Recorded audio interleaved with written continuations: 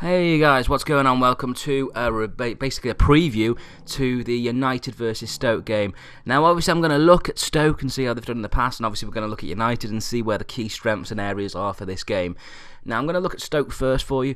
Basically, we're going to look through their results and see what exactly they've done so far, and they haven't had the best of results, actually, when you think of it. Since the Southampton game on the 29th of October, they've lost, actually. Well, they've actually gained 4 points from a possible 3, 6, 9, 12, 15, which is not good enough, really. Now, the last game that they played, obviously, was at Anfield, and to be fair to them, they gave them a good game.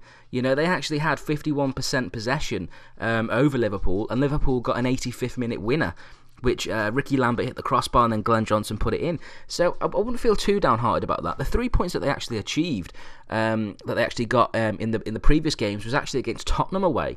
So that shows that they can actually turn it on against the big boys when they want to.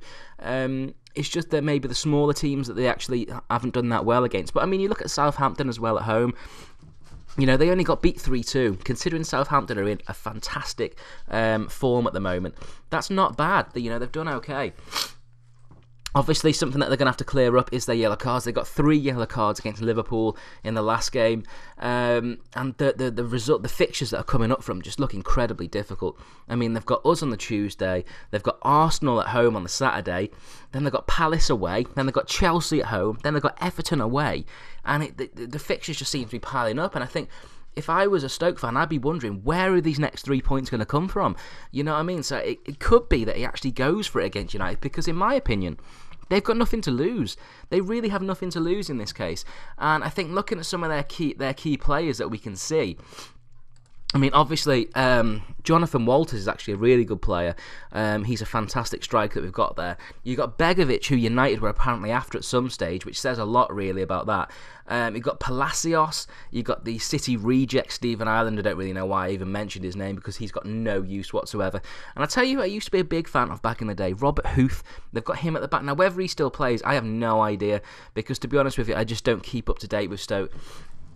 They've also got the money-grabbing striker up front in Peter Odemwingie, trying to force a move that time, which just failed completely. Stephen Nzonzi, Charlie Adam, Ryan Shaw across ex-United, Mamadou Diouf ex-United, Jonathan Walters, like I just said, Steve Sidwell, I didn't know he was there, Jack Butland, he's a good keeper, Peter Crouch, you can't forget him, can you? There are just so many decent players. In fact, they've actually got 3 quality goalkeepers.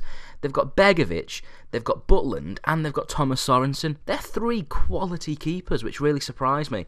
But going back to that, they do actually pose quite a lot of threat going forward, I think, in my opinion. Obviously, the defence isn't the best. Obviously, you've got Ryan Shaw across. He is fucking dirty, that guy. I mean, he will give you the dodgy elbow. I think that's where Fellaini might come in. I can see Fellaini playing in that game, because they'll need someone with his presence in the middle just to sort of break things up. Obviously, Carrick will play as well, I'd imagine, in that midfield, just protecting the front 4 or 5. You never know, really, do you, with how Van Gaal prefers to set up. But it's going to be interesting to see who plays where and who plays, in that certain position. Obviously, a few injuries. What the main focus is that I'm looking at is, will Radamel Falcao play? That's what I want to know. I mean, with Di Maria obviously picking up an injury, I doubt that he will be playing against Stoke on Tuesday night after picking up that injury. It's a wonderful opportunity for either Falcao or Wilson to play.